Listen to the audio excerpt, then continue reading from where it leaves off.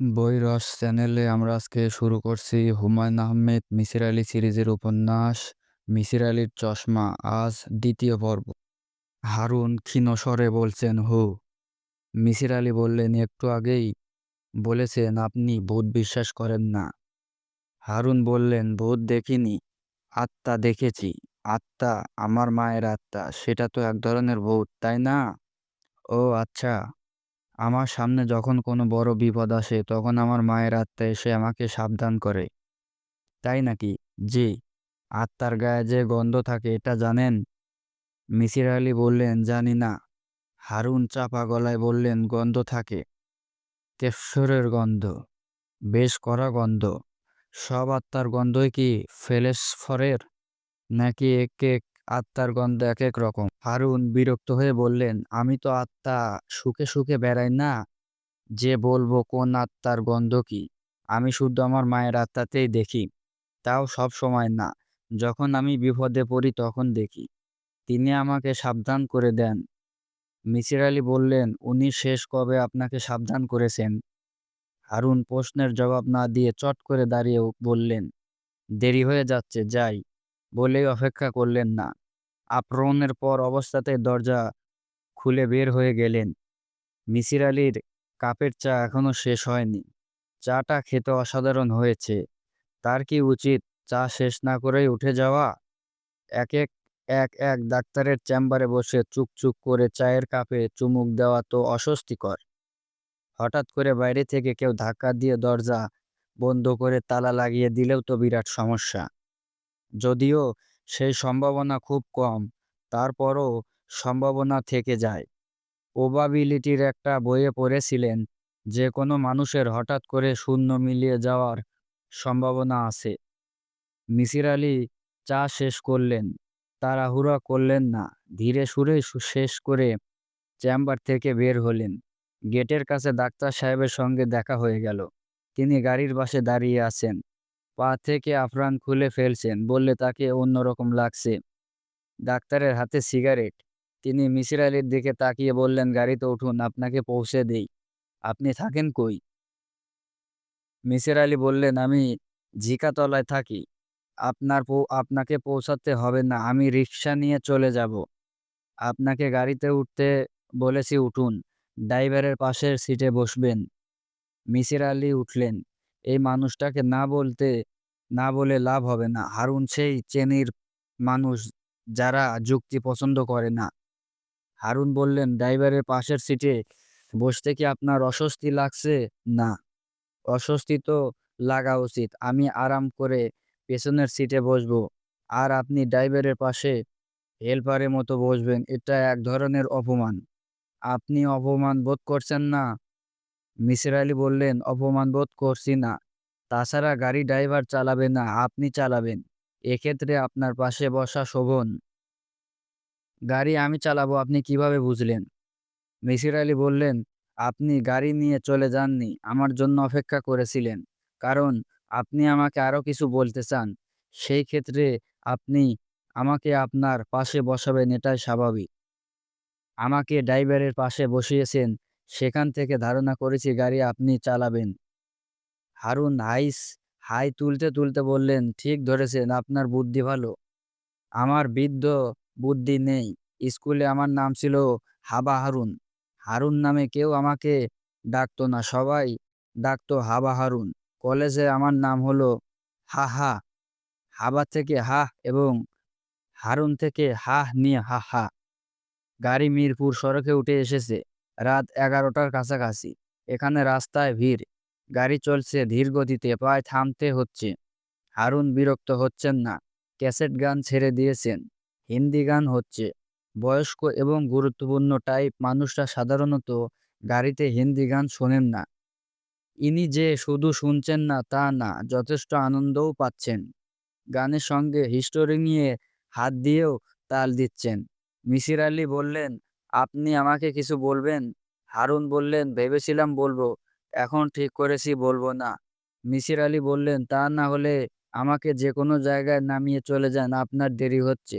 হারুন বলল, আপনাকে বাসায় পৌঁছে দেবার কথা বলে বাড়িতে তুলেছি, এখন পথের মাঝখানে নামিয়ে দেব না। মিসির আলী বললেন, পথে নামলেই আমার জন্য সুবিধা, কারণ আমি হোটেলে ভাত খেয়ে তারপর বাসায় যাব। বাসায় আমার রান্নার ব্যবস্থা নেই। আমি আপনাকে বাসায় নামিয়ে দেব। সেখান থেকে আপনি যেখানে ইচ্ছা যাবেন। I keep my word. Misir Ali চুপ করে গেলেন। অসময়ে চা খাওয়ার জন্য ক্ষুধা মরে গিয়েছিল। এখন আবার তার অস্বস্তি টের পাওয়া যাচ্ছে। কলিজা ভুনা খেতে ইচ্ছে করছে, ঝাল কলিজা ভুনা, সঙ্গে পেঁয়াজ কাঁচামরিচ। মিসির আলি সাহেব, জি। কোনো গন্ধ কি পাচ্ছেন? এয়ার ফ্রেশনারের গন্ধ পাচ্ছি। হারুন গান বন্ধ করে দিয়ে বললেন, এয়ার ফ্রেশনার গন্ধ আপনার কাছে কেমন লাগছে? মোটামুটি লাগছে। এয়ার ফ্রেশনার গন্ধ আমার কখনো ভালো লাগে না। হারুন বললেন, আপনি কেফরের গন্ধ পাচ্ছেন?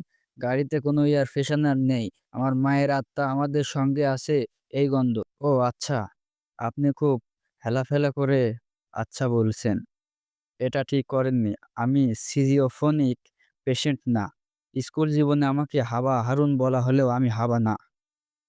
আমার মা কি প্রায় আপনার সঙ্গে থাকেন? বড় কোনো বিপদ আমার সামনে থাকে তখন তিনি আমার সঙ্গে থাকেন। মিসির আলি বললেন, আপনি কি কোনো ধরনের বিপদের আশঙ্কা করছেন কি? করছি। জানতে পারি বিপদটা কি? আমি খুন হয়ে যাব। কেউ একজন আমাকে খুন করবে। কে খুন করবে সেটা আমি জানি। My mother told me. Misir Ali বললেন, তিনি কি সরাসরি আপনার সঙ্গে কথা বলেন নাকি স্বপ্নে বলেন?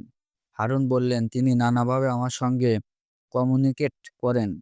মাঝে মাঝে স্বপ্নেও করেন। আপনার মা কি বলেছেন? কে আপনাকে খুন করবে? আপনি জেনে কি করবেন? কৌতূহল থেকে প্রশ্ন করছি। বলতে না চাইলে বলবেন না। মিসির আলি গলা নামিয়ে বললেন, আমাকে খুন করবে আমার স্ত্রী। ওর নাম শায়লা। মিসির আলি বললেন, খুন কবে হবেন সেটা কি আপনার মা আপনাকে বলেছেন? মিসি মিসির আলি বললেন, খুব নির্দিষ্ট করে কিছু বলেনি। জন্ম-মৃত্যুর বিষয় নির্দিষ্ট করে আত্মারা কিছু বলতে পারে না। ওদের ক্ষমতার সীমাবদ্ধতা আছে। আমার খুন হবার কথা আজ রাতে। মিসির আলি ধাক্কার মতো খেলেন। একটা মানুষ ভাবছে সে রাতে খুন হবে, তারপর স্বাভাবিকভাবে গাড়ি চালাচ্ছে। নানান কায়দা কানুন করে এই কারণে রাস্তায় যাওয়া পেছাচ্ছি। আপনাকে নামিয়ে দিয়ে কোনো একটা হোটেলে চলে যাব। মিসির আলি কি বলবেন ভেবে পেলেন না। মানুষটা মানসিকভাবে অসুস্থ। এতটা অসুস্থ তা শুরুতে বোঝা যায়নি। হারুন বললেন, আমাকে কিভাবে মারতে জানতে চান? কিভাবে? উম বিষ খাইয়ে মারবে। বিষের নাম জানতে চান? পটাশিয়াম সাইনোডাইট। পটাশিয়াম সাইনোসাইডের নাম জানেন তো? কেএনচি। নাম জানি। আপনার স্ত্রী পটাশিয়াম সায়ানাইড পাবেন কোথায়? তার কাছে আছে। সে একটা প্রাইভেট ইউনিভার্সিটির কেমিস্ট্রির চেয়ারম্যান। সে কি করবে জানেন? কোনো একটি খাবারে এই জিনিস মিশিয়ে দেবে। আপনি কি আপনার আশঙ্কার কথা আপনার স্ত্রীকে জানিয়েছেন? জানিয়েছি। তার ধারণা আমার পেরোয়ানা হয়েছে। ভালো সাইকিয়াট্রিস্ট দিয়ে আমার চিকিৎসা করা উচিত। এই কারণেই আপনাকে সে খুঁজছে। মিসির আলি বললেন, আমাকে এইখানে নামিয়ে দিন। সামনের গলিতেই আমার বাসা। হারুন বললেন, আপনাকে আপনার বাসার সামনে নামাবো। আপনার বাসাটা চিনে আসবো। আপনার আপত্তি নেই তো? কোনো আপত্তি নেই। আমার মাকেও আপনার বাসাটা চেনানো দরকার। প্রয়োজনে তিনি আপনার সঙ্গে যোগাযোগ করবেন। আমার মায়ের নাম সালমা রহমান। মিসির আলি জানতে ইচ্ছে করছে, সালমা রহমান কি বিবাহ করেছিলেন? হারুন রশিদ ডাক্তারের নাম। তার বাবার নাম যদি রশিদ হয় তাহলে সালমা রহমান না হয়ে সালমা রশিদ নাম হবার কথা। মিসির আলি বললেন, আপনার বাবার নাম জানতে পারি? কেন? কৌতূহল। আমার বাবার নাম আবদার রশিদ। আপনার বাবা কি জীবিত? বাবা মারা গেছেন। আপনার মা কি দ্বিতীয় বিবাহ করেছিলেন? হারুন বিরক্ত গলায় বললেন, ব্যক্তিগত প্রশ্ন করবেন না। ব্যক্তিগত প্রশ্ন আমি পছন্দ করি না। আমার মাও পছন্দ করে না। Like mother like son. Misir Ali বললেন, আমি আপনার সাইকিয়াট্রি, সেই কারণে ব্যক্তিগত প্রশ্ন করছি। হারুন বললেন, আপনি আমার সাইকিয়াট্রি না। আপনি আমার একজন রোগী। ভদ্রতা করে আমি যাকে বাসায় নামিয়ে দিচ্ছি। মিসির আলি বললেন, এই সামনে গাড়ি নামুন। ডান দিকে ফ্লোট বাড়ির একতলায় আমি থাকি। আপনি কি নামবেন? না। আপনি বলেছিলেন আপনার মাকে আমার জাহাজ ছিনিয়ে দেবেন। হারুন রাস্তার পাশে দাঁড়িয়ে পার্ক করে দরজা খুলে নামলেন। তার চোখে ভরসা হারানো মানুষের দৃষ্টি। যে মানুষ বুঝে উঠতে পারছে না তার কি করা উচিত। মিসির আলি বসার ঘরের বেতের চেয়ারে ডাক্তার হারুন বসে আছেন। তাকে অসম্ভব ক্লান্ত লাগছে। মনে হচ্ছে চেয়ারেই ঘুমিয়ে পড়বেন। তার মাথা ঝুলে আছে, থুথুনি বুকের সঙ্গে পায়ে লাগানো। তার চোখ খোলা, তবে ঘুমন্ত মানুষের নাক দিয়ে যেমন গড়গড় আওয়াজ হয় সেরকম আওয়াজ হচ্ছে। হঠাৎ আওয়াজ বন্ধ হলো। হারুন মাথা তুলে বললেন, আপনি এখানে একা থাকেন? মিসির আলি হা সূচক মাথা নাড়লেন। হারুন বলছেন, আপনার বাসায় কি এক্সট্রা বেড আছে? মিসির আলি বললেন, নেই। এক্সট্রা বেড থাকলে আপনার এখানে থেকা থাকা যেত।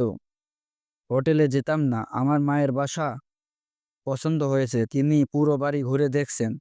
মিসির আলি বললেন, এখন কি তিনি আমাদের সঙ্গে আছেন? হ্যাঁ। এই মুহূর্তে তিনি কোথায়? আপনার শোবার ঘরে। মিসির আলি বললেন, আমার শোবার ঘরের দেওয়ালে একটা ঘড়ি আছে। ঘড়িতে কাটা কাজে তিনি বসতে বলতে পারবেন। হারুন বলছেন, আপনি পরীক্ষা করে দেখছেন মায়ের ব্যাপারটা আমার মনের কল্পনা কি না? ঠিক বলেছি? ঠিক বলছেন। এই পরীক্ষা আপনার মনের শক্তিরও প্রয়োজন।